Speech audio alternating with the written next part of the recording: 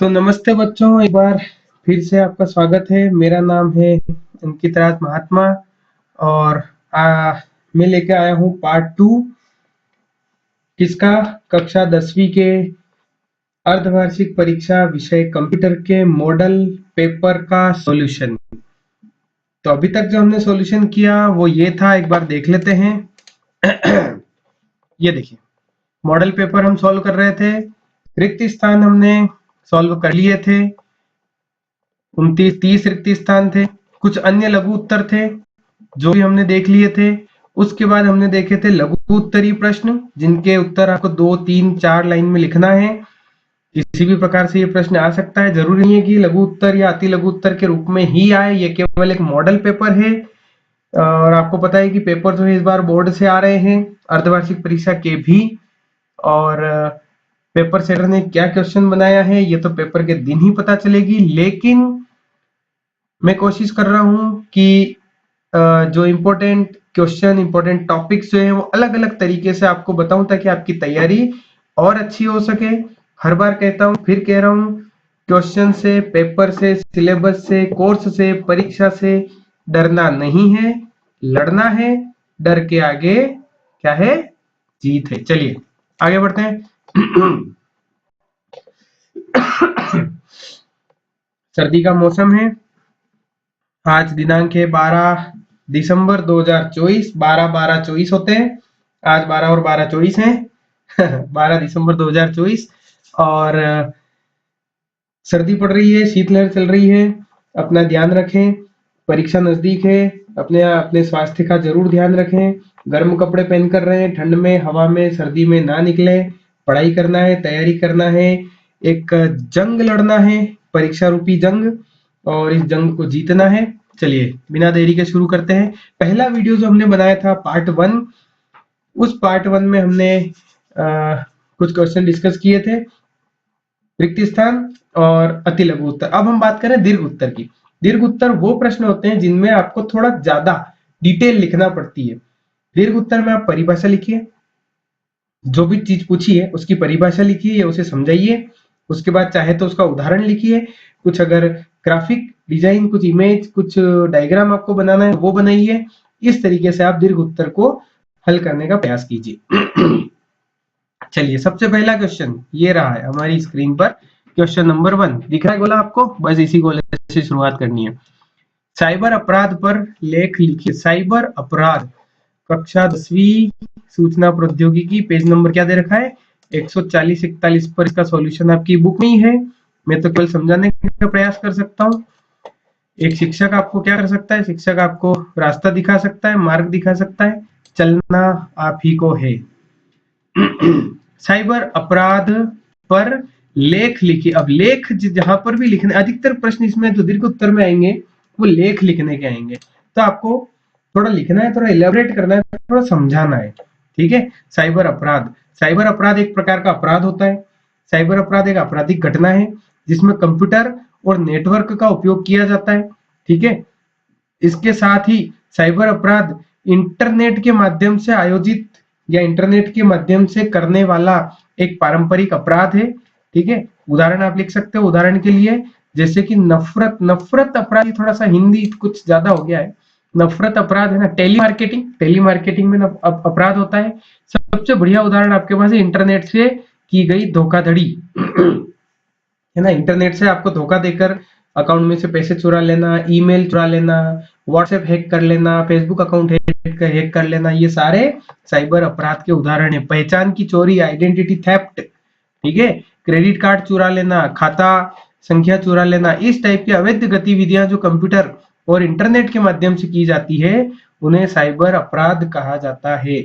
Cyber अपराध को रोकने के लिए और अपराधी को दंड देने के लिए भारत सरकार ने एक अधिनियम, एक कानून बनाया है जिसका नाम है सूचना प्रौद्योगिकी, ये लिखा हुआ है सूचना प्रौद्योगिकी अधिनियम, जो कि सन 2000 में आया था। इसका नाम ही यही है, सूचना प्रौद्योगिकी अधिनियम सन 2000। इतना अगर आप लिख देंगे तो मेरे हिसाब से इस प्रश्न के लिए पर्याप्त है। साइबर अपराध, आगे बढ़ते हैं। Denial of services, DOS attack पर एक लेख लिखिए। ये एक प्रकार का अटैक होता है। डिनायल ऑफ सर्विसेज अटैक होता है, इस अटैक कैसे कैसे किया जाता है, ये रहा डिनायल ऑफ सर्विसेज अटैक कैसे होता है। ये एक्सप्लॉइट के का उपयोग करके होता है। एक्सप्लॉइट का मतलब होता है एक तरीके का धमाका, है ना। एक्सप्लॉइट क्या है, सॉफ्टवेयर का एक भाग है। वैसे रियल लाइफ में धमाका होता है, बट एक सॉफ्टवेयर की दृष्टि से अगर देखें तो क्या है, ये एक प्रकार का सॉफ्टवेयर है, सॉफ्टवेयर का ही एक भाग है ना। यह सॉफ्टवेयर हार्डवेयर के लिए क्या करता है, अनायास ही या अप्रत्याशित व्यवहार और जोखिम का कारण बनता है। ऐसे सॉफ्टवेयर जो कंप्यूटर के हार्डवेयर को नुकसान पहुंचाने का कार्य करते हैं, अनायास ही, चलते चलते स्क्रीन ब्लर हो गई, चलते चलते हार्ड डिस्क करप्ट हो गई, चलते चलते आपका माउस हैंग हो गया, आपके कीबोर्ड के बटन डिसेबल कर दिए, इस टाइप के जो होते हैं उनको एक्सप्लॉइट कहा जाता है। और ये एक्सप्लॉइट जो है, ये क्या है, ये सॉफ्टवेयर का एक भाग है। ऐसे सॉफ्टवेयर है जो कंप्यूटर के सिस्टम का नियंत्रण प्राप्त कर लेते हैं, आपके कंप्यूटर पे ये अपना अधिकार जमा लेते हैं ना। एक प्रकार का वो अटैक होता है, एक प्रकार का प्रोग्राम होता है, एक सॉफ्टवेयर होता है जो आपके कंप्यूटर में आता है और आपके कंप्यूटर पे कब्जा कर लेता है, कंप्यूटर के हार्डवेयर के ऊपर कब्जा कर लेता है, नियंत्रण कर लेता है ना। इसे क्या कहा जाता है, इस प्रकार के अटैक को डीओएस, डिनायल ऑफ, क्या था, डिनायल ऑफ सर्विसेज कहा जाता है ना। इस प्रकार के हमले को डिनायल ऑफ सर्विसेज अटैक कहा जाता है। ये तो इस प्रकार का जो हमला किया जाता है उसमें क्या होता है, एक कंप्यूटर संसाधन का जो, अब जैसे डिनायल ऑफ सर्विसेज का मतलब क्या होता है कि डिनाय करना मतलब मना करना, किसके लिए, सर्विस के लिए मना करना। जैसे कि आपने कई बार देखा होगा, आप जो वेबसाइट चलाते हैं तो एक एरर आती है, सर्वर नॉट रिस्पॉन्डिंग, सर्वर आपको जवाब ही नहीं दे रहा है। जवाब नहीं दे रहा है इसका मतलब क्या, मना कर रहा है, डिनाय कर रहा है आपकी सर्विस को एक्सेप्ट नहीं कर रहा है। वो आपको क्यू में लगा रखा है, उसके बावजूद भी आपकी सर्विस को एक्सेप्ट नहीं कर रहा है, डिनायल ऑफ सर्विसेज। और ऐसे अटैक होते हैं, है ना। तो इसे हाँ, इसका उपयोग कैसे किया जा सकता है, देखो उदाहरण के लिए किसी वैध नेटवर्क ट्रैफिक की रोकथाम करना। कहीं भी कोई नेटवर्क है, उस नेटवर्क में इस टाइप का अटैक करके उस नेटवर्क को बाधित कर दिया जाता है, जिससे कि इंटरनेट वगैरह जो बंद हो जाता है। दो मशीनों के बीच में कोई कनेक्शन है, उस कनेक्शन को बाधित करने का, उस नेटवर्क, वही कुल मिला के नेटवर्क ही है, नेटवर्क को ब्रेक करने का या उसको बाधित करने का प्रयास किया जाता है। किसी खास व्यक्ति तक एक सेवा को पहुंचने से रोकने का प्रयास करता है। आपने किसी सर्विस की, किसी सेवा की डिमांड करी और वो सेवा आपके पास ना पहुंचे, उसके लिए जो अटैक किया जाता है उसको DOS, denial of services attack कहा जाता है। ठीक है, तो ये इस प्रकार से इसका क्वेश्चन का आंसर बनेगा। अगला, कंप्यूटर वायरस पर लेख लिखिए। अरे ये तो हम लिख ही सकते हैं, ठीक है। 41 कहाँ गया है, ये रहा कंप्यूटर वायरस। कंप्यूटर वायरस क्या है, कंप्यूटर वायरस भी एक प्रकार का प्रोग्राम है, एक प्रकार का सॉफ्टवेयर है। ये क्या करता है, कंप्यूटर को संक्रमित करने का काम करता है। ये कंप्यूटर को दो प्रकार से संक्रमित कर सकता है, कंप्यूटर के हार्डवेयर को भी संक्रमित कर सकता है और कंप्यूटर के सॉफ्टवेयर को भी संक्रमित कर सकता है। और क्या क्या कर सकता है वायरस, देखो वायरस अन्य प्रोग्राम को संक्रमित कर सकता है, स्वयं की प्रतियां, अपनी कॉपी बना लेता है, फोटोकॉपी कर लेता है अपनी आपकी, है ना, स्वयं की प्रतियां बना लेता है और अन्य प्रोग्राम में फैलने की भी क्षमता रखता है। ऐसे प्रोग्राम को वायरस कहा जाता है। वॉर्म भी एक प्रकार का वायरस ही है जो एक कंप्यूटर से दूसरे कंप्यूटर में फैलने की क्षमता रखता है। तो इस प्रकार से ये वायरस के बारे में आप लिखेंगे। उसके बाद लिखेंगे सॉफ्टवेयर की चोरी के प्रकारों का वर्णन कीजिए। सॉफ्टवेयर की चोरी जो है वो किस किस प्रकार से हो सकती है, इसके ऊपर आपको लेख लिखना है। तो सॉफ्टवेयर की जो चोरी है ये रहा पेज नंबर 100, कहां पर है, 144, 144 पर है आपकी किताब में, पीडीएफ में आप देख सकते हैं। सॉफ्टवेयर की चोरी के प्रकार। सॉफ्टवेयर की चोरी जो है क्या है कि जो लीगल जो सॉफ्टवेयर होते हैं, जो वैध सॉफ्टवेयर होते हैं, उन वैध सॉफ्टवेयर की चोरी करके अवैध तरीके से उनका उपयोग किया जाता है, उनको बेचा जाता है, उनको यूज किया जाता है, उसे सॉफ्टवेयर की चोरी कहा जाता है। सॉफ्टवेयर की चोरी के कई प्रकार होते हैं। पहला प्रकार होता है सॉफ्ट लिफ्टिंग या उसे सॉफ्ट लोडिंग भी कहा जाता है। स्पेलिंग आपके सामने, सॉफ्ट लोडिंग भी कहा जाता है। यह चोरी का सबसे सामान्य प्रकार है, जिसमें क्या किया जाता है कि इंटरनेट इसका उपयोग करने के लिए एक लाइसेंस एग्रीमेंट द्वारा अधिकृत नहीं होता है, मतलब बिना लाइसेंस एग्रीमेंट के ही इसकी चोरी कर ली जाती है, इसका उपयोग कर दिया जाता है। एक बार चेक कर लेते हैं, रिकॉर्डिंग चल रही है। ठीक है साहब, चल रही है, 10 मिनट हो चुके हैं, वेरी गुड। सॉफ्ट लिफ्टिंग या तो सॉफ्टवेयर की सॉफ्ट लोडिंग जो होती है वो एक आम रूप है किसका, सॉफ्टवेयर की प्रतिलिपि खरीद कर, एक प्रतिलिपि लाइसेंस उसका खरीदना है, और फिर उस लाइसेंस को कुल मिला के क्या है कि कंपनी जब भी सॉफ्टवेयर बनाती है तो उसका एक लाइसेंस जारी करती है, उस लाइसेंस नंबर के बिना आप उसका उपयोग नहीं कर सकते। अगर किसी व्यक्ति ने एक लाइसेंस सॉफ्टवेयर खरीदा और उसे अपने कंप्यूटर में डाल के उसकी कॉपी बना ली, उसकी सीडियां बना ली, उसकी पेन ड्राइव बना ली और उसको अवैध तरीके से मार्केट में बेच के पैसा कमाना शुरू कर दिया, इसे कहा जाता है सॉफ्ट लिफ्टिंग या सॉफ्ट लोडिंग। दूसरा है हार्ड डिस्क लोडिंग। अक्सर क्या करता है कि हार्ड डिस्क के लिए जैसे सॉफ्ट लोडिंग होती है वैसे की वैसे हार्ड डिस्क लोडिंग होती है ना। इसमें क्या करता है कि अक्सर हार्डवेयर के जो भी डीलर होते हैं ना, वो इस प्रकार की चोरी करने के लिए जो है वो शामिल रहते हैं। इसमें होता क्या है कि जैसे मान लो हार्ड डिस्क लोडिंग में क्या होता है कि जैसे आपने कोई कंप्यूटर खरीदा या कोई जो हार्ड डिस्क है उसके अंदर अनधिकृत प्रतिलिपि लोड कर दी।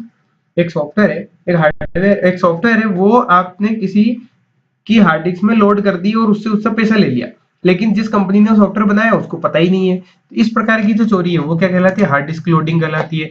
अगला है किराए पर लेना, है ना, रेंटल, रेंट पे लेना। तो रेंट पे लेना जो है ये भी एक प्रकार की चोरी है। क्या है कि सॉफ्टवेयर की एक प्रति अस्थायी उपयोग के लिए थोड़े दिन के लिए बिना परमिशन के किराए पर ले लेते हो। मतलब कोई सॉफ्टवेयर है, उस सॉफ्टवेयर को उसके मालिक की परमिशन के बिना थोड़े दिन के लिए आप उसको किराए पे लेके उपयोग कर लेते हो। जैसे कि वीडियो फिल्म है ना, वीडियो मूवीज जो रिलीज होती है उन मूवीज की सीडी को किराए पे ले लेते हो, आप यूज करके देख के वापिस दे देते हो, ये भी एक प्रकार की चोरी है। ठीक है, अगला होता है ओईएम अनबंडलिंग। ओईएम अनबंडलिंग क्या होता है, किसी सॉफ्टवेयर प्रोडक्ट के साथ आने वाले सॉफ्टवेयर को अलग से बेचना।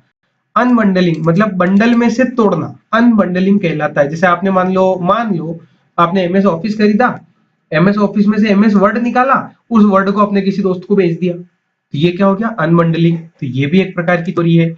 एक और चोरी होती है जालसाजी। जालसाजी मतलब क्या, पायरेसी, सॉफ्टवेयर की नकली कॉपियां बना के जो बेचना है ना। सॉफ्टवेयर की जो ओरिजिनल सीडी के समान ही प्रतीत होती है, लिखा हुआ है ओरिजिनल के समान प्रतीत होती है, बॉक्स की डिजाइन वगैरह, सीडी मैनुअल जो भी होते हैं वो सेम होते हैं, लेकिन होते नहीं है, डुप्लीकेट होते हैं। आजकल आपने देखा होगा कई सारी डुप्लीकेट कंपनियां बाजार में आ गई हैं, बस वही है जालसाजी।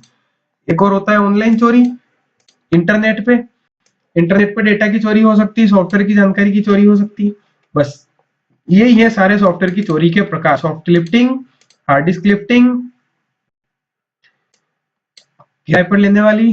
ठीक है, उसके बाद क्या हो गया, ओईएम अनबंडलिंग, जालसाजी यानी कि पायरेसी, और ऑनलाइन चोरी। ये इस प्रश्न का उत्तर होगा। आगे बढ़ते हैं, कॉपीराइट, ट्रेडमार्क और पेटेंट को समझाइए। कॉपीराइट, ट्रेडमार्क, कॉपीराइट का मतलब सी लिखा होता है, ट्रेडमार्क में टीएम लिखा होता है, और पेटेंट, इसको समझाइए। इसको समझाते हैं साहब। ये देखो कॉपीराइट, ये क्या है, बौद्धिक संपदा। हमने हमारे दिमाग से हमने कोई सॉफ्टवेयर बनाया, हमने कोई मूवी बनाई, कोई किताब लिखी, कोई बुक तैयार करी, उसको जब हम सेल करते हैं, बेचने जाते हैं, तो उसके लिए आपको कुछ अधिकार मिलते हैं। वो अधिकार लेना ही क्या कहलाता है, बौद्धिक संपदा के अधिकारों का वर्णन उसमें आता है। तो सबसे पहला अधिकार होता है कॉपीराइट। यह एक कानूनी शब्द है। कॉपीराइट क्या है, कानूनी शब्द है जो कि रचनाकारों के अधिकारों का वर्णन करने के लिए प्रयोग किया जाता है। कॉपीराइट में क्या क्या आ सकता है, किताबें बुक्स जो आती है, आप बुक जिसने लिखी है, पब्लिशर जो उसका या जो लेखक है, उसकी परमिशन के बिना आप किताब को छाप नहीं सकते, उसकी फोटोकॉपी बेच नहीं सकते। ठीक है, किताबें किताबें, संगीत यानी कि म्यूजिक, पेंटिंग, है ना, मूर्तिकला, मूर्तियां जो आती हैं, फिल्में, कंप्यूटर के प्रोग्राम, डेटाबेस, विज्ञापन, मैप और तकनीकी चित्र जितने भी है, ये सारी जो है इनको क्या है, कॉपीराइट किया जा सकता है। कॉपीराइट अगर कोई चीज है तो उसका परमिशन के बिना उसको बेच नहीं पाएंगे। अगला होता है पेटेंट। पेटेंट क्या होता है, पेटेंट एक प्रकार का अनन्य अधिकार होता है। मैंने आपको बताया भी था कि जब जैसे मान लो मेडिकल फील्ड का हमने उदाहरण दिया था कि कोई कंपनी काफी रिसर्च करती है, रिसर्च करने के बाद कोई एक दवाई बनाती है, मान लो कोरोना वायरस की दवाई। ठीक है, दुनिया कोविड से निकली है, हम लोग भी कोविड से निकल कर आए हैं, एक महामारी हमने देखी है। तो जिस कोविड वायरस से बचने के लिए जो दवाई जिस कंपनी ने बनाई, उस कंपनी ने उसको पेटेंट करवा दिया। इसका अर्थात इसका मतलब ये है कि वो कंपनी कुछ वर्षों तक उसको उस दवाई को बनाएगी वही कंपनी बेचेगी, दूसरा और कोई नहीं बना सकता, दूसरा और कोई नहीं बेच सकता। ये इस प्रकार का एक अनन्य अधिकार होता है, ठीक है, इसे कहा जाता है पेटेंट। अगला होता है ट्रेडमार्क। ट्रेडमार्क मतलब क्या कि जो चिन्ह, जो कंपनी का एक विशेष चिन्ह होता है, आपने देखा होगा गाड़ी बाइक कार आप खरीदते हो, हर एक कार के ऊपर, हर एक गाड़ी के ऊपर कंपनी का एक लोगो बना होता है, जैसे कि मारुति सुजुकी का हो गया, हुंडई का हो गया, फॉक्सवैगन का हो गया, ऑडी का हो गया, है ना, बीएमडब्ल्यू का हो गया। तो इस प्रकार के ये जो ट्रेडमार्क जो होते हैं वो उनके लोगो से उस कंपनी को पहचानने में मदद करते हैं। तो उसको ट्रेडमार्क कहा जाता है। इन लोगों का भी हम लोगों का उपयोग भी नहीं कर सकते हैं ना। ट्रेडमार्क में जो लोगो होता है, जैसे कि एयरटेल का लोगो अलग है, आइडिया का अलग है, बीएसएनएल का अलग है, इनका भी अनाधिकृत उपयोग नहीं कर सकते हैं। तो ये सारे क्या आते हैं, बौद्धिक संपदा के अंदर, कॉपीराइट, पेटेंट, ये सभी होते हैं। साइबर आतंकवाद को समझाइए। अगला क्वेश्चन नंबर 6, साइबर आतंकवाद को हम समझाएंगे। साइबर आतंकवाद मतलब ऐसा आतंकवाद जो घर बैठे किया जाता है। कहां से? कंप्यूटर की टेबल पे बैठ के किया जाता है। ये रहा साइबर आतंकवाद। आतंकवादी बंदूक लेकर, मिसाइल लेकर कहीं नहीं जाता है। आतंकवादी घर पे बैठा होता है, लैपटॉप ओपन करता है, इंटरनेट से जुड़ता है और पूरी दुनिया में हाहाकार मचा देता है। इसे कहा जाता है साइबर आतंकवाद। इंटरनेट का उपयोग करके लक्षित हमलों और सबसे अधिक इन पर, जैसे कि सैन्य प्रतिष्ठानों पर, है ना, सेना के जो ऑर्गेनाइजेशन होते हैं उन पर हमला करना है, विद्युत संयंत्रों पर हमला करना है, वायु यातायात जो होता है उसका कंट्रोल पे हमला करना है, बैंकों के ऊपर, बैंकों के सॉफ्टवेयर, बैंकों के वेबसाइटों के ऊपर हमला करना है ना। ये जैसे होता है अपना ट्रैफिक सिग्नल होता है उसके ऊपर हमला करना है। मूवीज वगैरह में आपने देखा होगा, नेटवर्क पे हमला करना है। पुलिस, चिकित्सा, आग बचाव प्रणाली, इन पर जो हमले किए जाते हैं इंटरनेट के थ्रू, उसे कहा जाता है साइबर आतंकवाद। साइबर आतंकवाद जो है वो आधुनिक आतंकवादियों के लिए एक आकर्षक विकल्प है। क्यों है? क्योंकि ये पारंपरिक आतंकवादी तरीकों से सस्ता है। सस्ता इसलिए कि भैया AK-47 बंदूक नहीं उठाना है, गोला बारूद नहीं उठाना है, कहीं जाना नहीं है ना, एक देश से दूसरे देश में सीमा पार नहीं करना है, कहीं कुछ नहीं करना है, घर बैठे करना है। दूसरा, साइबर आतंकवाद आपराधिक अधिक पारंपरिक तरीकों से अनाम है। मतलब साइबर आतंकवाद अभी तक भी उतना ज्यादा पॉपुलर नहीं है, इसलिए लोग समझ नहीं पाते कि आखिर हुआ क्या है। इसमें विविधता और लक्ष्य की संख्या ज्यादा होती है। देखो ये इसलिए होती है, हालांकि ये करना गलत है, पर उदाहरण के लिए मैं समझा रहा हूँ कि आतंकवादी जब गोली चलाता है, बंदूक चलाता है, तो उससे कुछ लोगों को नुकसान होता है, लेकिन वो घर बैठे लक्ष्य की संख्या ज्यादा, मतलब अगर उसने कहा कि बैंक के 10 लाख कस्टमर्स हैं, उनके सारे के सभी के अकाउंट का पैसा निकाल के अपने अकाउंट में डाल लिया, तो एक ही बार में घर बैठे इंटरनेट से 10 लाख लोगों को नुकसान पहुंचा दिया। 10 लाख लोगों को बंदूक से नुकसान नहीं पहुंचा सकता है। तो इसमें क्या होता है, लक्ष्य की संख्या ज्यादा होती है। अगला, साइबर आतंकवाद दूरस्थ रूप से किया जा सकता है। मैं बता रहा था ना, दूर दूर से ही किया जा सकता है, कहीं जाने की जरूरत नहीं है, घर बैठे किया जा सकता है। साइबर आतंकवाद में बड़ी संख्या में लोगों को सीधे ही प्रभावित करने की क्षमता होती है। ये है साइबर आतंकवाद। और साइबर आतंकवाद आजकल बहुत बढ़ रहा है। साइबर आतंकवाद से बचने के लिए सजग और सजग रहना जरूरी है, इसके लिए एक्टिव रहना जरूरी है, और साइबर आतंकवाद को बढ़ने से रोकना हमारी जिम्मेदारी भी है। चलिए आगे बढ़ते हैं। क्वेश्चन नंबर 7, ई कॉमर्स की विशेषताएं लिखिए। ई कॉमर्स इलेक्ट्रॉनिक कॉमर्स है ना, इंटरनेट पर खरीद फरोख्त करना, उसे कहा जाता है ई कॉमर्स। तो इसकी जो विशेषताएं हैं वो लिखना है। ई कॉमर्स की विशेषताएं कहाँ गई? ये रही, ये रही ई कॉमर्स की विशेषताएं, पेज नंबर 148। ई कॉमर्स की क्या क्या विशेषताएं होती है? गैर नकद भुगतान, अरे सबसे बढ़िया, घर बैठे शॉपिंग कर सकते। ई कॉमर्स की तो कई सारी विशेषताएं हम वैसे ही लिख सकते हैं। क्या? नगद भुगतान, गैर नगद भुगतान मतलब कैश देने की जरूरत नहीं है, मोबाइल से, क्रेडिट कार्ड से, स्मार्ट कार्ड से डायरेक्ट जो है पेमेंट कर सकते हैं। 24/7 उपलब्ध है, दुकान खुलने की कोई समस्या ही नहीं है, 24 घंटे दुकान खुली हुई है। ठीक है। विज्ञापन और विपणन की जो है वो उसकी भी पहुंच बहुत ज्यादा है ना, इसका विज्ञापन भी हमें घर बैठे मिल जाता है।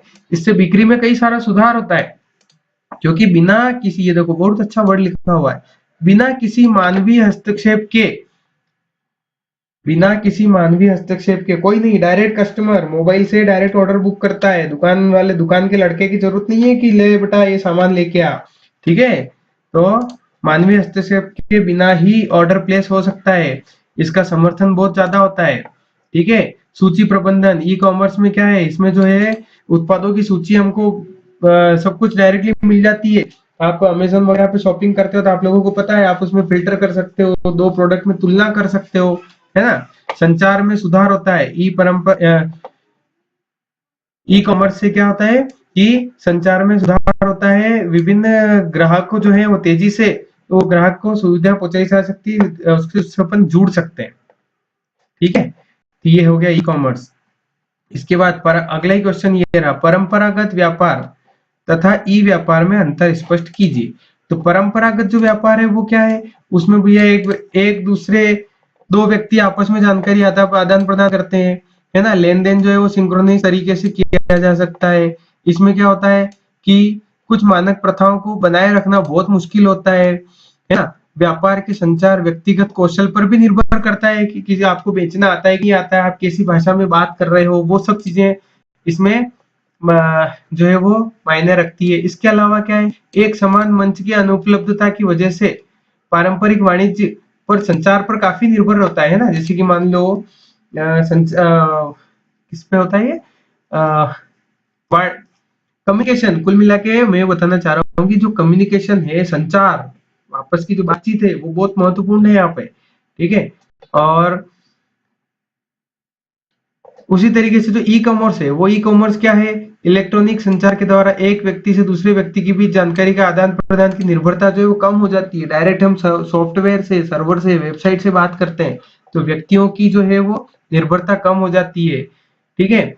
इसमें क्या है कि इलेक्ट्रॉनिक बाजार में किसी भी प्रकार का मनुष्य का कोई हस्तक्षेप नहीं होता है। वेबसाइट के थ्रू हम काम कर सकते हैं, वेबसाइट से हम सारी जो है वो खरीद फरोख्त कर सकते हैं, सारी जानकारी एक ही जगह उपलब्ध होती है, पेमेंट भी ऑनलाइन हो जाता है। तो ये सारी इसकी क्या है, सुविधाएं हैं। चलिए आगे, ई वाणिज्य व्यापार मॉडल की श्रेणियों के नाम लिखो। ये क्वेश्चन तो भाई 100% एग्जाम में आने की संभावना है, आता ही है ये हर साल। ई वाणिज्य व्यापार मॉडल की श्रेणियों के नाम, व्यापार मॉडल की कौन कौन सी श्रेणियां होती है, तो मैं बताता हूं आपको, वो कहाँ लिखी हुई है, पेज नंबर 151 पर ये रही। इलेक्ट्रॉनिक वाणिज्य, जो अपना ई कॉमर्स होता है ना, ई कॉमर्स कितने तरीकों से हो सकता है, मेरे हिसाब से 6 होते हैं। एक दो तीन चार पाँच छह सात होते हैं, देख लीजिए कौन कौन सा होता है। बिजनेस से बिजनेस, बिजनेस टू बिजनेस, जब भी कोई दो कंपनी आपस में व्यापार करती है, एक कंपनी दूसरी कंपनी को प्रोडक्ट बेच रही है, बिजनेस टू बिजनेस, उसको कहते हैं B2B, ठीक है? अगला होता है बिजनेस टू सी, मतलब कंज्यूमर, बिजनेस से कंज्यूमर, B2C, कंपनी कंज्यूमर को माल बेचती है तो उसको बोलते हैं, उस बिजनेस को बोलते हैं B2C।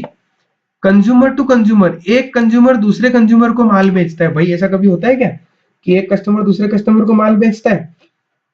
होता है। कैसे होता है, जैसे कि मैं आपको बताता हूँ, कुछ वेबसाइट ऐसी होती है जहां पर आप अपना पुराना सामान, आपके घर का कोई सामान पुराना हो गया, फॉर एग्जाम्पल टेबल पुरानी हो गई, आप उस टेबल को बेचना चाहते हो, फर्नीचर है, सोफा है, पुराना हो गया, उसको बेचना चाहते हो, कैसे बेचोगे?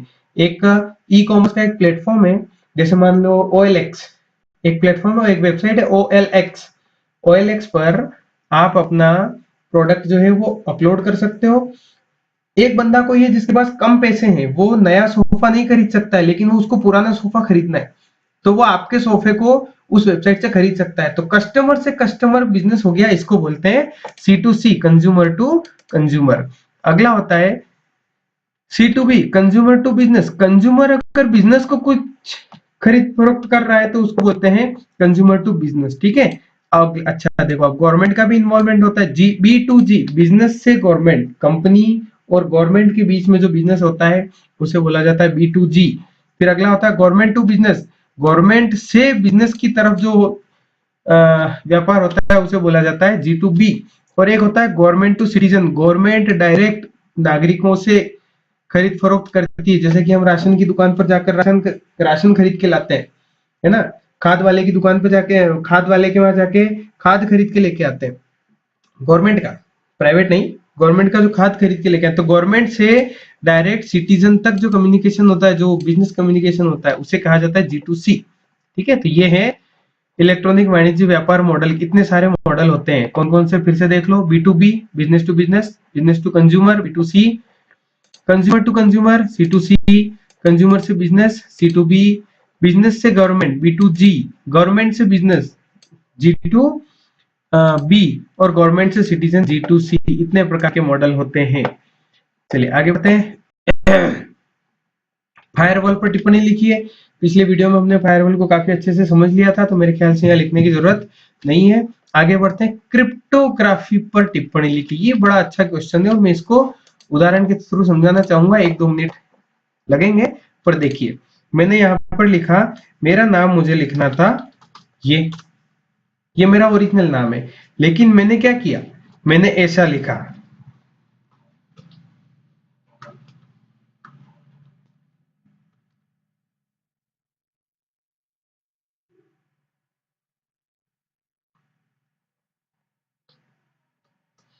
ये देखिए, ये मेरा ओरिजिनल नाम था, मैंने उसको ऐसा कर दिया, बस यही है क्रिप्टोग्राफी।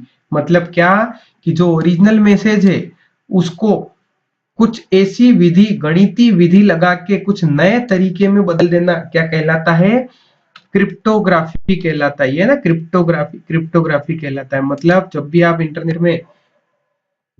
इंटरनेट में मैसेज भेजते हो, तो वो मैसेज एक तरीके से आप उसको क्या कर रहे हो, सिक्योर कर रहे हो कि दूसरा कोई उस मैसेज को देख नहीं पाए। एक्चुअली मैंने क्या किया, मैंने हर एक लेटर में +1 कर दिया। आप देखो, ए के बाद +1 यानी कि अगला लेटर हो गया बी, एन के बाद अगला लेटर हो गया ओ, के के बाद क्या आता है, जे के एल आ गया, आई के बाद आ गया जे, और P Q R S T के बाद आ गया यू। तो मैंने हर एक लेटर को एक एक लेटर से आगे बढ़ा दिया, और इस मैसेज को, ये वाले मैसेज को मैं अपने सेंडर को, अपने रिसीवर को भेजूंगा। अब मान लो रास्ते में किसी हैकर ने मैसेज चुरा लिया, तो उसे समझ में नहीं आएगा कि BOLJU बोल जी यू बोल जू क्या होता है, तो वो इस मैसेज को कभी समझ ही नहीं पाएगा। और जब रिसीवर पर ये मैसेज पहुंच जाएगा, जिसको मैंने मैसेज भेजा था, वो क्या करेगा, रिवर्स में इसी मैसेज को करेगा -1, क्योंकि उसको पता है कि मैंने +1 किया हुआ है। तो मैंने जब तो बी से एक पहले वाला लेटर ए, ओ के पहले वाला लेटर -1 यानी कि एन, एल के पहले वाला लेटर के, जे के पहले वाला आई, यू के पहले वाला टी, तो उसको ओरिजिनल मैसेज मिल जाएगा। बस यही होता है इंक्रिप्शन। तो अब देख लेते हैं, मैंने एग्जांपल देके बताया। कहाँ गया क्वेश्चन, क्रिप्टोग्राफी पर टिप्पणी लिखी है। तो क्रिप्टोग्राफी क्या होता है, अब मैं वो आपको डिटेल में बता देता हूँ। प्रैक्टिकल मैंने करके दिखा दिया, अब थ्योरी पढ़ लेते हैं थोड़ी सी। क्रिप्टोग्राफी लिखा हुआ है पेज नंबर 161 पर, ये लिखा हुआ, ये रही क्रिप्टोग्राफी। क्रिप्टोग्राफी क्या होता है, क्रिप्टोग्राफी बारीक कूटलिपि, ये जो है ना, ये जो इस नाम को, ओरिजिनल नाम को हमने जो इस नाम में बदला है, इसको बोला जाता है कूटलिपि। ऐसा कोड बना दिया है कि वो किसी के समझ में ना आए। क्रिप्टोग्राफी बारीक कूटलिपि और क्रिप्ट विश्लेषण के विषयों से संबंधित है। क्रिप्टोग्राफी की तकनीक जो है, उसमें क्या होता है, शब्दों के साथ विलय, भंडारण या जानकारी छिपाने के तरीके शामिल होते हैं। कुल मिला के ये वाली बात है, जो ओरिजिनल मैसेज है उसमें जानकारी छिपाने के लिए कई सारे तरीके शामिल होते हैं। और क्रिप्टोग्राफी का अभ्यास करने वाले व्यक्तियों को क्या कहा जाता है, क्रिप्टोग्राफर्स कहा जाता है। अगर आप भी क्रिप्टोग्राफी सीख जाते हो, क्रिप्टोग्राफी के सॉफ्टवेयर बनाना सीख जाते हो, तो इस फील्ड में भी काफी अच्छा स्कोप आगे आपके लिए है। ठीक है, ये इस प्रकार की होती है क्रिप्टोग्राफी। क्रिप्टोग्राफी के बाद आते हैं पेमेंट गेटवे। पेमेंट गेटवे पर टिप्पणी लिखिए। पेमेंट, जब भी हम ऑनलाइन पेमेंट करते हैं, तो ऑनलाइन पेमेंट जो है वो एक विशेष मार्ग से, विशेष रास्ते से होता है, जिसे क्या कहा जाता है, पेमेंट गेटवे कहा जाता है। ये रहा आपका पेमेंट गेटवे। पेमेंट गेटवे देखिए, पेमेंट गेटवे ई कॉमर्स सेवा भुगतान का प्रवेश द्वार है। गेटवे मतलब प्रवेश द्वार। गेटवे ऑफ इंडिया पता है, गेटवे ऑफ इंडिया, बस वही है, वैसा ही प्रवेश द्वार है। गेटवे किसका, पेमेंट का गेटवे है, जो कि क्रेडिट और डेबिट कार्ड से ऑनलाइन स्टोर के भुगतान के लिए किया जाता है, इसका यूज किया जाता है। ठीक है, पेमेंट गेटवे जो है वो भुगतान पोर्टल, जैसे कि वेब, मोबाइल, जितने भी पोर्टल होते हैं उनके और बैंक के बीच में जानकारी ट्रांसफर करने और लेन देन की सुविधा प्रदान करता है। पेमेंट गेटवे एक ऐसा इलेक्ट्रॉनिक गेटवे है जिसके माध्यम से हम इंटरनेट पर पेमेंट कर सकते हैं। वो हमारे यानी कि यूजर के और बैंक के बीच में बातचीत, कम्युनिकेशन को प्रोवाइड करने का काम करता है। क्वेश्चन आ सकता है, किन्हीं 2 या 3 पेमेंट गेटवे के नाम बताइए। तो ये आपको लिखना है, ये रहा देखिए। सबसे पहला गेटवे कौन सा है, पेपाल, PAY PAL पेपाल एक पेमेंट गेटवे है, पेयू एक पेमेंट गेटवे है, इसी तरीके से साइट्रस CITRUS ये भी एक प्रकार का पेमेंट गेटवे है। तो ये तीन नाम जो है वो एग्जाम में कभी आ जाए तो याद रखना, पेपाल, फिर बता देता हूँ, पेपाल, पेयू और साइट्रस। चलिए ईमेल विपणन को परिभाषित कीजिए। बहुत बढ़िया। ईमेल जो है विपणन ईमेल विपणन, विपणन का क्या मतलब होता है? विपणन का मतलब होता है विज्ञापन करना, है ना, विज्ञापन करना, एडवर्टाइजमेंट करना। तो इंटरनेट से या ईमेल से जो है वो विपणन विज्ञापन कैसे हो सकता है? तो इंटरनेट से विज्ञापन जो है कैसे होता है? इंटरनेट का उपयोग भी एक तरीके के वेब विपणन का ही होता है, मतलब वेब से जो विपणन किया जाता है, जो एडवर्टाइजमेंट किया जाता है, उसी तरीके से ईमेल से भी आप क्या कर सकते हो, जो विपणन है वो कर सकते हो। कैसे कर सकते हैं? वर्तमान तथा भावी ग्राहक, आपके जो वर्तमान में आपकी कंपनी के जो ग्राहक हैं और जो भावी मतलब जो लोग आपके ग्राहक बन सकते हैं, उनको ईमेल संदेशों के माध्यम से विज्ञापन और प्रचार प्रसार का प्रयास करना, यही कहलाता है ईमेल विपणन। आपने देखा होगा अगर आपके पास ईमेल आईडी होगा तो आपको कई सारे ईमेल आते रहते हैं, है ना, ये ऑफर चल रहा है, दिवाली ऑफर चल रहा है, होली का ऑफर चल रहा है, ऐसे ऑफर आते रहते हैं। तो वो ईमेल विपणन का ही एक प्रकार का हिस्सा है। आगे बढ़ते हैं। 14 नंबर, क्रेडिट कार्ड और डेबिट कार्ड के भुगतान के बीच अंतर स्पष्ट कीजिए। ये बड़ा महत्वपूर्ण क्वेश्चन है साहब। क्रेडिट कार्ड और डेबिट कार्ड दो कार्ड होते हैं जिनसे आप भुगतान कर सकते हो। इलेक्ट्रॉनिक भुगतान के जो तरीके हमने देखे थे पिछली बार भी वीडियो में, क्या थे? 4 तरीके थे। क्रेडिट कार्ड से भुगतान कर सकते हैं, डेबिट कार्ड से कर सकते हैं, इलेक्ट्रॉनिक फंड ट्रांसफर से कर सकते हैं और मोबाइल वॉलेट से कर सकते हैं। तो प्रश्न ये है कि क्रेडिट कार्ड और डेबिट कार्ड के भुगतान के बीच में अंतर स्पष्ट कीजिए। क्वेश्चन नंबर 14 है, पेज नंबर 165 पे है, ये रहा। तो ये देखिए, ये तो है क्रेडिट कार्ड। कुल मिला के आपको क्रेडिट कार्ड और डेबिट कार्ड में अंतर लिखना है। आपको पता होना चाहिए क्रेडिट का मतलब होता है उधार और डेबिट का मतलब होता है जमा, है ना, नगद। तो क्रेडिट कार्ड ऐसा कार्ड होता है, एक प्रकार का एटीएम कार्ड होता है जिससे आप क्या कर सकते हो, आप पेमेंट कर सकते हो, लेकिन वो पेमेंट जो है आपके अकाउंट में पैसा नहीं होता है, फिर भी आप पेमेंट कर सकते हो। कैसे कर सकते हो? बैंक आपको पैसा उधार देता है, क्रेडिट कार्ड पे बैंक आपको पैसा उधार देता है, उससे आप पेमेंट कर सकते हो। फिर उसके बाद उस पेमेंट को एक निश्चित अवधि में, जो भी 20 दिन 25 दिन या बैंक का जो भी निश्चित अवधि होती है, उस अवधि में आपको वो पैसा बैंक को जमा कराना होता है। उसके ऊपर बैंक एक विशेष फीस लेता है। इस प्रकार से आप क्रेडिट कार्ड का उपयोग कर सकते हो। क्रेडिट कार्ड से खरीदारी उस समय की जाती है जब हमारे पास पैसा नहीं होता है लेकिन हमें खरीदारी करना है। उस समय हम बैंक से पैसा उधार लेके और इंस्टेंटली हाथों हाथ पेमेंट कर सकते हैं। इसे कहा जाता है credit card payment. Debit card payment क्या होता है? डेबिट कार्ड भी क्रेडिट कार्ड की तरह ही छोटा सा प्लास्टिक का कार्ड होता है, ठीक है। वो हमारे बैंक अकाउंट से लिंक होता है। जब भी हम डेबिट कार्ड यानी कि एटीएम कार्ड, डेबिट कार्ड से जब भी हम पेमेंट करते हैं तो पैसा जो है वो हमारे खाते से कट जाता है। अब इसमें क्या है कि इस डेबिट कार्ड से हम उतना ही पेमेंट कर सकते हैं, इस डेबिट कार्ड से जितना कि पैसा हमारे अकाउंट में है, उससे ज्यादा पैसा, उससे ज्यादा पेमेंट हम नहीं कर सकते। लेकिन क्रेडिट कार्ड में हमारे पास पैसा नहीं होने पर भी हम पेमेंट कर सकते हैं। क्रेडिट मतलब उधार, बैंक से उधार लेके पेमेंट कर सकते हैं, ठीक है। क्वेश्चन नंबर 15, सॉफ्टवेयर को परिभाषित कीजिए। अरे सॉफ्टवेयर की परिभाषा देखो, सबसे छोटी चीज होती है क्या? सबसे छोटी चीज डेटा। कच्चे आंकड़ों को डेटा कहा जाता है, ठीक है। जब डेटा मीनिंगफुल हो जाता है तो उसे क्या कहा जाता है? इंफॉर्मेशन।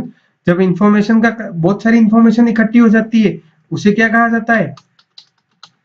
इंस्ट्रक्शन। जब बहुत सारी इंस्ट्रक्शन इकट्ठी हो जाती है तो उसे क्या कहा जाता है? प्रोग्राम। और जब बहुत सारे प्रोग्राम्स का कलेक्शन हो जाता है उसे क्या कहा जाता है? सॉफ्टवेयर, ठीक है।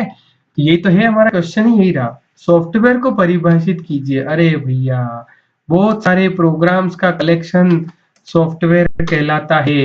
ये सॉफ्टवेयर किसी निर्दिष्ट कार्य को, किसी विशेष कार्य को करने के लिए बनाए जाते हैं, ठीक है। ये सॉफ्टवेयर की परिभाषा हो गई। इसके प्रकार, अरे सॉफ्टवेयर के प्रकारों का वर्णन कीजिए। अब लिखने में टाइम वेस्ट ना करते हुए डायरेक्ट किताब में बताता हूँ, पेज नंबर 173, 173। सॉफ्टवेयर के प्रकार ये रहे, डेटा, सूचना, देखा आपने, ये रहा डेटा, है ना, सूचना। डेटा क्या होता है? डेटा एक लैटिन शब्द है ना, जो डाटम से बना है ना। डेटा जो है वो क्या होता है? कच्चे आंकड़े, ये लिखा हुआ, कच्चे आंकड़े, कच्चे तथ्य, प्रतीक, संख्या, शब्दों का संग्रह होता है, उसे डेटा कहा जाता है। जब डेटा सुपरिभाषित हो जाता है तो उसे सूचना कहा जाता है ना। अब जैसे ये देखो, ये डेटा का उदाहरण है, रमेश कुमार 775 सर्कल JUCRJ 34200। समझ में आया? नहीं आया? तो ये क्या है? डेटा है। लेकिन जब इसको व्यवस्थित रूप से लिखा, रमेश कुमार 745 विजय सर्कल जोधपुर शहर राजस्थान, तो ये क्या बन गया? किसी का एड्रेस बन गया। ये क्या है? सूचना है। ठीक है। हाँ, तो हम क्या चल रहे थे? सॉफ्टवेयर के प्रकार। तो ये भैया ये सॉफ्टवेयर है। सॉफ्टवेयर के दो प्रकार होते हैं वैसे जनरली, मैं आपको बता देता हूँ। चलिए लिख ही देते हैं। सॉफ्टवेयर के जो प्रकार होते हैं, टाइप्स ऑफ सॉफ्टवेयर, दो प्रकार के सॉफ्टवेयर होते हैं, सिस्टम सॉफ्टवेयर और एप्लीकेशन सॉफ्टवेयर। सिस्टम सॉफ्टवेयर ऐसे सॉफ्टवेयर जो सिस्टम के लिए काम करते हैं। सिस्टम मतलब कंप्यूटर, कंप्यूटर के लिए जो सॉफ्टवेयर काम करते हैं, जो कंप्यूटर के हार्डवेयर को चलाने के लिए यूज किए जाते हैं, उन्हें कहते हैं सिस्टम सॉफ्टवेयर। जैसे कि हमने कंप्यूटर में कीबोर्ड लगाया, तो कीबोर्ड को चलाने वाला सॉफ्टवेयर क्या कहलाएगा? System software. कंप्यूटर में हार्डवेयर लगे हुए हैं, सीपीयू, रैम, रोम, हार्ड डिस्क सब लगे हुए हैं, इनको चलाने वाला सॉफ्टवेयर सिस्टम सॉफ्टवेयर। ठीक है। एप्लीकेशन सॉफ्टवेयर, एप्लीकेशन का मतलब होता है अनुप्रयोग। हमने, हमारे यूजर ने हमारे अपने खुद के उपयोग के लिए जो सॉफ्टवेयर बनाए हैं, उनको एप्लीकेशन सॉफ्टवेयर कहते हैं। ठीक है। जैसे सिस्टम सॉफ्टवेयर के उदाहरण तो कौन सा? ऑपरेटिंग सिस्टम, है ना। ऑपरेटिंग सिस्टम ऐसा सिस्टम जैसे कि विंडोज, कौन कौन से ऑपरेटिंग सिस्टम होते हैं? विंडोज, डोस, लाइनक्स, अरे एक तो आपकी जेब में ही रखा होता है, कौन सा? एंड्रॉइड। ये सारे क्या होते हैं? ऑपरेटिंग सिस्टम होते हैं। आगे समझ में? ये सिस्टम सॉफ्टवेयर हैं सारे। एप्लीकेशन सॉफ्टवेयर ऐसे सॉफ्टवेयर जिनको यूजर अपने उपयोग के लिए बनाता है, जैसे ब्राउजर, इंटरनेट चलाने के लिए यूज किया जाता है। ठीक है। मीडिया प्लेयर, गाने सुनने के लिए यूज किया जाता है ना। टेक्स्ट एडिटर, टेक्स्ट को लिखने के लिए यूज किया जाता है। एप्लीकेशन वगैरह लिखना है, आपको कुछ बुक लिखना है, कविता कहानी लिखना है, तो उसके लिए यूज किया जाता है। Image processor, image editor, processor की जगह एडिटर भी बोल सकते हैं हम उसको। इमेज की एडिटिंग के लिए यूज किया जाता है। फोटो जो एडिट करने होते हैं आपको, है ना, जैसे कि फोटोशॉप सबसे कॉमन है। तो ये क्या है? एप्लीकेशन सॉफ्टवेयर के उदाहरण है, जो हमने अलग अलग कामों के लिए बनाए हुए हैं। और कंप्यूटर को चलाने वाले, हार्डवेयर को चलाने वाले जो सिस्टम है, सॉफ्टवेयर है, उनको कहा जाता है सिस्टम सॉफ्टवेयर, जैसे कि ऑपरेटिंग सिस्टम। ठीक है। ये हो गया। चलिए साहब आगे बढ़ते हैं। ये रहा, ओपन सोर्स सॉफ्टवेयर को समझाइए। ओपन सोर्स, देखिए मैंने पहले भी समझाया था ये क्वेश्चन, ठीक है, केवल ऐसे ही समझ लीजिए। पेज नंबर 175 पे ऐसे तो लिखा हुआ है, काफी डिटेल लिखी हुई है इसकी। ये रहा ओपन सोर्स सॉफ्टवेयर। ऐसा सॉफ्टवेयर, देखो सॉफ्टवेयर जो बनता है वो कोडिंग से बनता है। सबको पता है सॉफ्टवेयर किससे बनता है? कोडिंग से बनता है। और सॉफ्टवेयर का कोड जो है वो कंपनी कभी कोडिंग नहीं बेचती है। आपको जो भी सॉफ्टवेयर मिलता है उसकी कोडिंग आपको नहीं मिलती है। लेकिन ऐसा सॉफ्टवेयर, ध्यान से सुनना, ऐसा सॉफ्टवेयर जिसकी कोडिंग मिल जाए उसे कहा जाता है open source software. Open source, जिसका सोर्स कोड क्या है? ओपन है, सबके लिए है, उसको कहा जाता है open source software. Open source software generally free में मिलता है, मुफ्त में मिलता है। ओपन सोर्स सॉफ्टवेयर का यूज आप खुद के लिए कर सकते हो, उसके सोर्स कोड में चेंजेस करके, अपने हिसाब से परिवर्तन करके, नया सॉफ्टवेयर या सॉफ्टवेयर को मॉडिफाई करके भी आप उसका उपयोग कर सकते हो। ठीक है। ये सारे ओपन सोर्स सॉफ्टवेयर, जैसे कि ओपन सोर्स सॉफ्टवेयर के उदाहरण कौन कौन से? लिनक्स, है ना। लिनक्स जो है वो एक प्रकार का क्या है? ओपन सोर्स सॉफ्टवेयर है।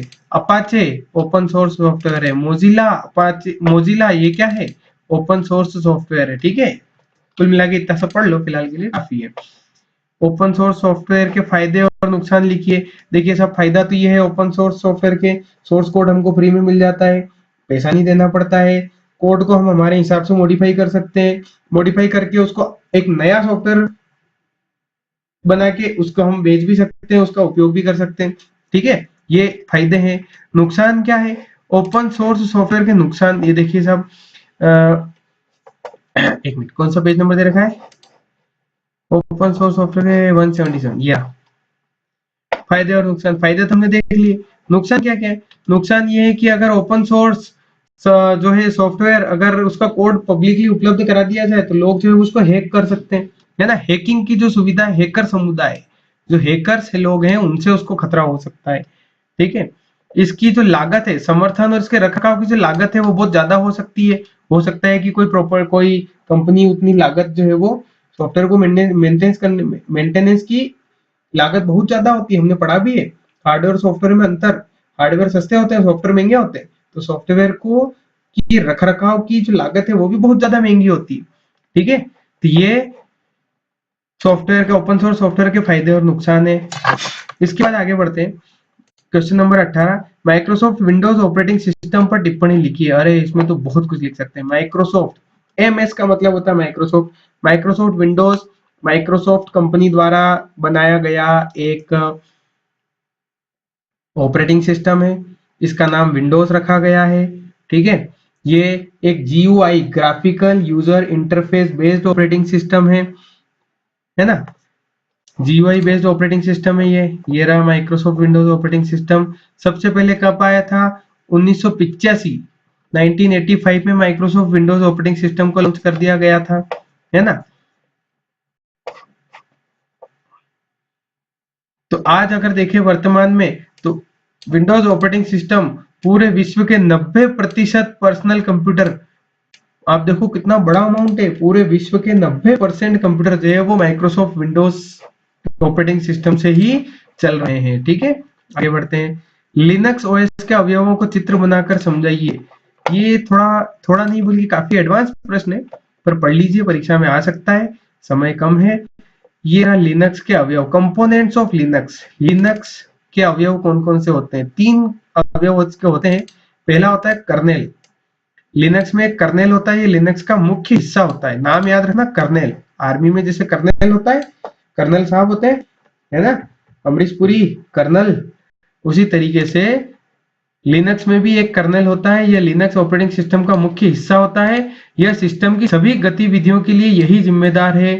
ठीक है, कर्नल जो है वो विभिन्न प्रकार के मॉड्यूल से बना होता है और कर्नल सीधे हार्डवेयर से संपर्क रखता है। ये बड़ी काम की चीज है।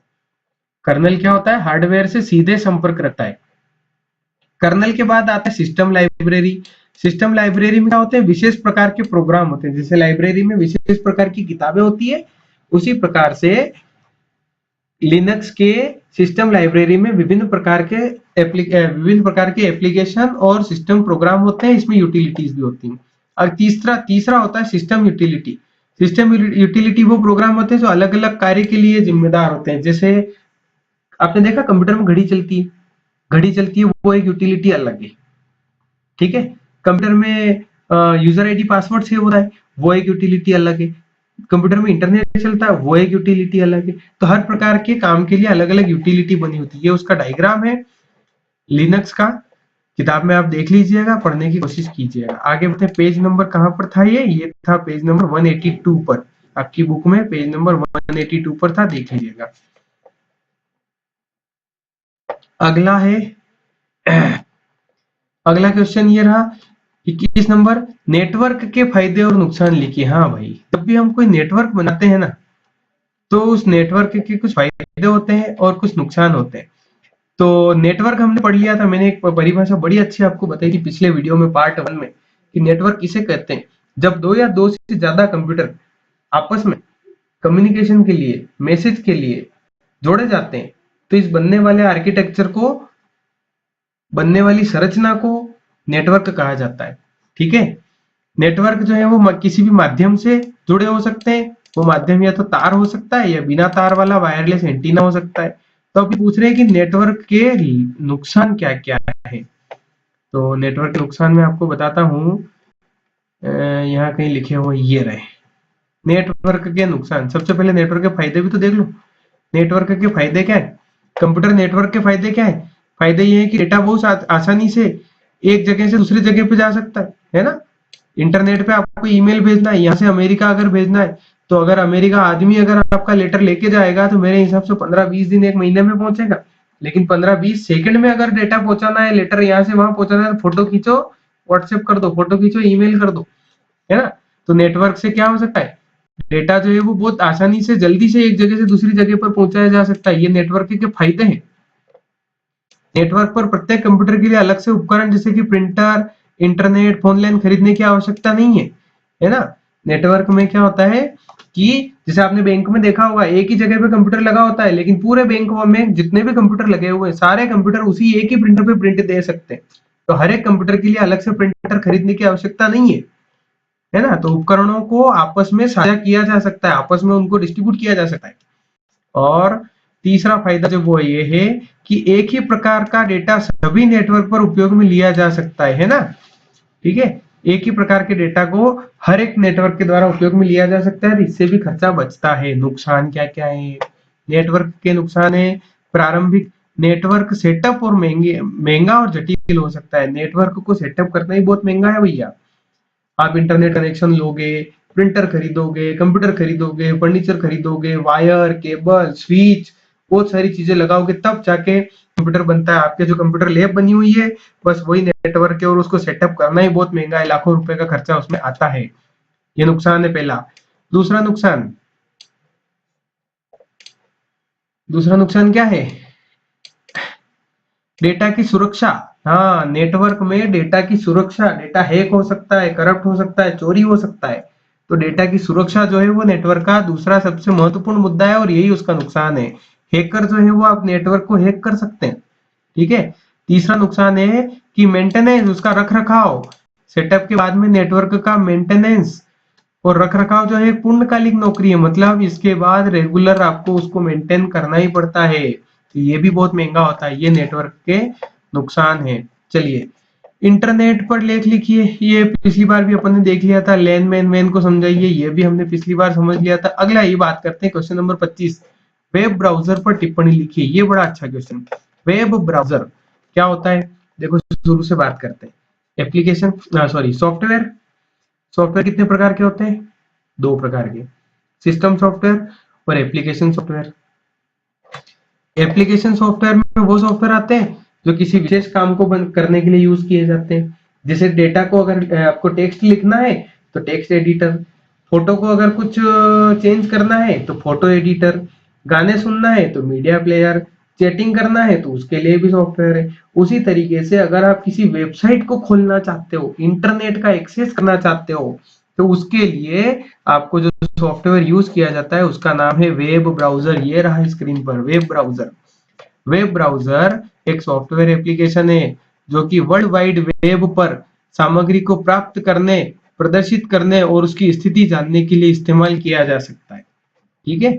इसमें क्या क्या होता है? इसमें आप वेब पेज को ओपन कर सकते हो, चित्र देख सकते हो इंटरनेट पे, वीडियो देख सकते हो, और अन्य प्रकार की फाइलें। अन्य प्रकार की फाइलें मतलब जैसे कि पीडीएफ फाइल हो गई, एक्सेल फाइल हो गई, है ना, इस टाइप की फाइलें भी आप उसमें देख सकते हो। तो वेब ब्राउजर एक सॉफ्टवेयर है जो आपको इंटरनेट से कनेक्ट करने का माध्यम, कनेक्ट करने की सुविधा प्रदान करता है। अच्छा, एक बड़ा ही अच्छा क्वेश्चन है जो जनरली कंप्यूटर वाले बच्चों से पूछा जाता है। सबसे पहला वेब ब्राउजर किसने बनाया था? तो भैया ये लिखा हुआ है, सबसे पहला वेब ब्राउजर का आविष्कार किसने किया था? Sir Tim Berners Lee. नाम याद रखना, लिख लेना कॉपी में, लिख ही लो वीडियो पॉज करके। क्या है? पहला web browser sir Tim Berners Lee द्वारा 1990 में सबसे पहला वेब ब्राउजर बनाया गया था। ठीक है, सबसे पहला web browser sir Tim Berners Lee द्वारा 1990 में बनाया गया था। ठीक, चलिए आगे बढ़ते हैं। ईमेल पर टिप्पणी लिखिए, लास्ट क्वेश्चन है। ईमेल पर टिप्पणी लिखिए। ईमेल एक्चुअली में होता क्या है? हाँ, ईमेल, ईमेल या फिर इलेक्ट्रॉनिक मेल। ई का मतलब होता है इलेक्ट्रॉनिक मेल, फर्स्ट पार्ट में आया था कि फुल फॉर्म लिखिए। ईमेल का फुल फॉर्म होता है इलेक्ट्रॉनिक मेल। तो ईमेल या इलेक्ट्रॉनिक मेल किसी नेटवर्क पर एक कंप्यूटर से दूसरे कंप्यूटर के बीच में डिजिटल संदेश भेजने की प्रक्रिया कहते हैं। एक कंप्यूटर से दूसरे कंप्यूटर पे डिजिटल रूप में जो मैसेज, जो संदेश भेजा जाता है, उसे ईमेल या इलेक्ट्रॉनिक मेल कहा जाता है। ईमेल कंप्यूटर नेटवर्क पर चलता है ना। हाँ, ईमेल, अब ये बहुत काफी डिटेल लिखी हुई है, आप तो खाली ईमेल की जो सर्विसेज है उनके नाम याद कर लीजिए, ये रहे।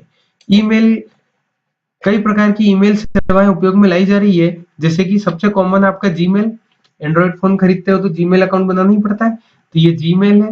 दूसरा है याहू मेल, तीसरा रेडिफ मेल, माइक्रोसॉफ्ट आउटलुक, पूरा एक ही है ना, माइक्रोसॉफ्ट आउटलुक। इस प्रकार से जो ईमेल की सेवाएं हैं इनका हम उपयोग कर सकते हैं। ईमेल में आप टेक्स्ट भेजने के साथ साथ, मतलब जो अक्षर हम लिखते हैं, जो मैसेज लिखते हैं, उसके साथ साथ में आप इमेज भी भेज सकते हो, ऑडियो भी भेज सकते हो, वीडियो भी भेज सकते हो, अन्य प्रकार की फाइलें भी उसके साथ में भेज सकते हो। तो इस प्रकार से ये हमारा मॉडल पेपर खत्म होता है। ठीक है, मॉडल पेपर कक्षा 10 हमने देखा। रिक्त स्थान हमने पार्ट 1 में देख लिए थे, ये सारे रिक्त स्थान है। अति लघु उत्तर भी हमने पार्ट 1 में देखे थे, 25-30 क्वेश्चन इसके भी किए थे मेरे हिसाब से। जी हाँ, और उसके बाद अभी हमने ये सारे दीर्घ उत्तर भी किए। तो चलिए, ये है हमारा पूरा मॉडल पेपर का सॉल्यूशन। उम्मीद है कि आप लोग पढ़ेंगे, बहुत अच्छे से पढ़ेंगे। अच्छा, इस मॉडल पेपर में जितनी भी बातें मैंने बताई है वो कक्षा 10 के लिए तो है ही, परीक्षा के लिए तो है ही, पेपर में लिखने के लिए तो है ही, लेकिन उसके अलावा जीवन में हमेशा काम आने वाली चीजें हैं। इस वीडियो को आप बार बार देखें, परीक्षा में देखें, परीक्षा के बाद भी देखें, पढ़ें, सीखें और ये चीजें दिमाग में रखें। अगर आप कंप्यूटर फील्ड से जुड़ रहे हो तो ये चीजें जीवन भर आपको उपयोग में आएगी, जीवन भर आपके साथ रहने वाली है। तो इन चीजों को ध्यान रखें, खूब पढ़ाई करें, खूब मेहनत करें, ठंड से बचें, अपने शरीर का, अपने स्वास्थ्य का ध्यान रखें। डरें बिल्कुल भी मत, डरना मना है, क्योंकि डरना, जो डर गया, गब्बर सिंह क्या कह के गया, जो डर गया वो मर गया। तो डरना नहीं है, डर के आगे जीत है। चलिए, एग्जाम के लिए सभी को all the best, thank you.